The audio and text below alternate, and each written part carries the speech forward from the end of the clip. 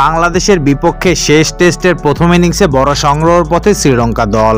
দ্বিতীয় দিন শেষে স্কোরবোর্ডে যুক্ত করেছে বড় রান। অন্যদিকে বাংলাদেশের কেটেছে হতাশার একদিন। ফলে সংবাদ সম্মেলনে আসা বাংলাদেশের প্রধান কোচ ফিল সিমন্সের কণ্ঠে হতাশা ঝরেছে। দ্বিতীয় দিন শেষে 2 উইকেট হারিয়ে 290 রান করেছে শ্রীলঙ্কা। 146 রান নিয়ে উইকেটে আছে নিশাঙ্কা। তার সঙ্গী প্রভাত জসরিয়ার সংগ্রহ 5 রান। বাংলাদেশের থেকে 43 রান এগিয়ে আছে শ্রীলঙ্কা। তাদের হাতে আছে 8 উইকেট। দ্বিতীয় দিন শেষে সংবাদ সম্মেলনে সিমন্স বলেন, আমার মনে হয় তারা নতুন বলে বেশ সংগ্রাম করেছে। শুরুতে তাদের বোলিং দেখেছি আমরা। দিনের শেষ ভাগে তারা কামব্যাক করেছে মনে হয়।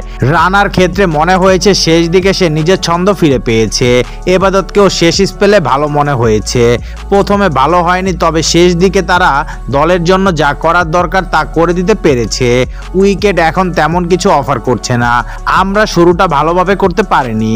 চা বিরতি এবং লাঞ্চের পর আমরা যেভাবে ফিরে এসেছি তাতে আমি খুশি। দ্বিতীয় দিনের বাজে পারফরমেন্সকে কঠিন দিন হিসেবে ভুলে যেতে চান ফিল সিমন্স। তিনি বলছে, আমার মনে হয় এটি টেস্ট ক্রিকেটের কঠিন একটি দিন ছিল। উইকেট অনেক সহজতর ছিল। ব্যাট করাটা অনেক সহজ ছিল। উইকেট তুলতে বেশ সংগ্রাম করতে হয়েছে। ফলে বোলারদের জন্য কঠিন একটি দিন গেছে।